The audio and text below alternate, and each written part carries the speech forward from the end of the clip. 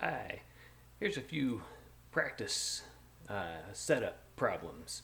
These are going to be pictures without knowing exactly which function we're looking at, just the graph. So they make some good examples for fast test questions that you can answer real quickly without having to work through a whole problem. So good test questions here. Take a look at these and see if you'd like if you can decide whether each of these is type 1 or type 2. And you can pause and answer for yourself if you'd like, and then I'll go over them. So let's look at the first one. It is at the top left, and so it's going to be a type 1. We put the Roman numeral 1 in there.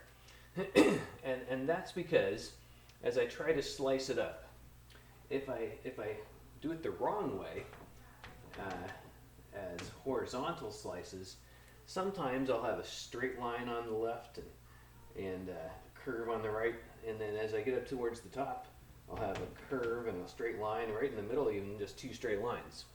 However, vertical slices are the way to go. If I slice it vertically,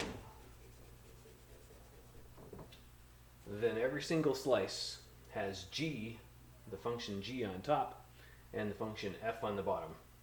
So it'll be a vertical slice, and the vertical slice will be the top minus the bottom. So it'll be g of x minus f of x.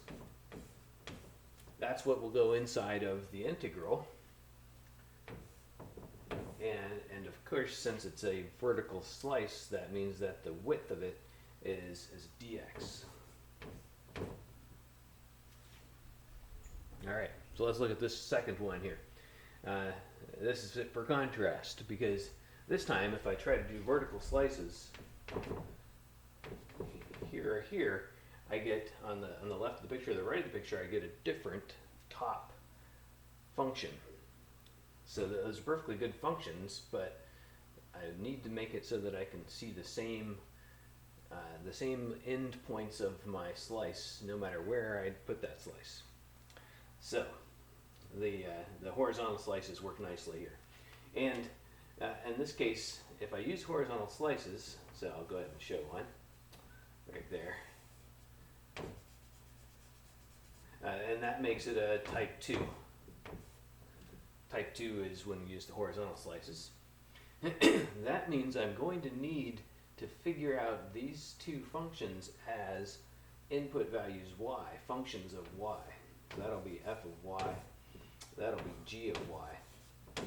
If you're given those functions as functions of y, you'll be all set. If you're not, you might have to solve them so that you solve for the other variable, x, and get the function as a function of y.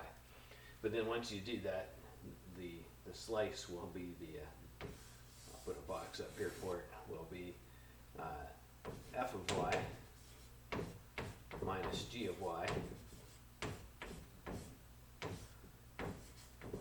and dx. That's because you always want to subtract bigger minus smaller, so the one on the right is bigger, f of y. And since it's a horizontal slice, the thickness is, whoops,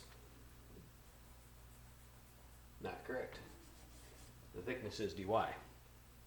Going too fast. In the previous one, the thickness was dx because it's a vertical slice. Well, we can probably finish these off now, but if you want to now finish the rest without on your own, you can pause and see if you get the same answers as me. All right, so this one will be a type 1, vertical slices, because on top and bottom they'll have the same slanted lines every time I slice that. Now here's some more slices. You can draw a few more slices for yourself just to visually see that it's working. All three of those slices have the same slanted line on top and bottom.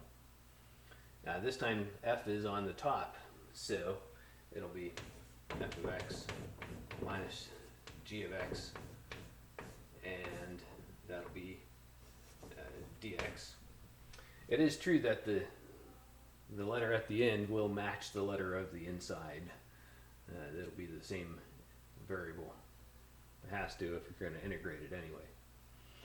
This one down here will be a type 2 because if I slice it horizontally, I always get the same slanted line on the left and right.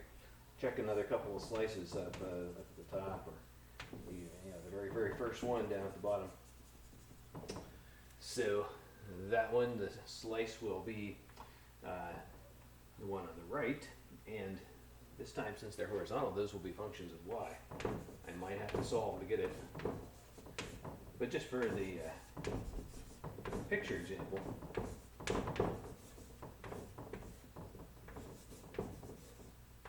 do need parentheses around this. For the picture example, I'll have the g of y minus f of y. Now these last two are a little bit interesting because they're the same two functions, but two different areas have been highlighted. So you'll have to look at them carefully. One of them will be a type 1 and one will be a type 2. So as the first one there is going to be the type 2. Let's remember 2. Because on this one, if I slice them horizontally, I'll have the straight line on the left and the curved line on the right, no matter where I slice it. So again, it'll be g of y minus f of y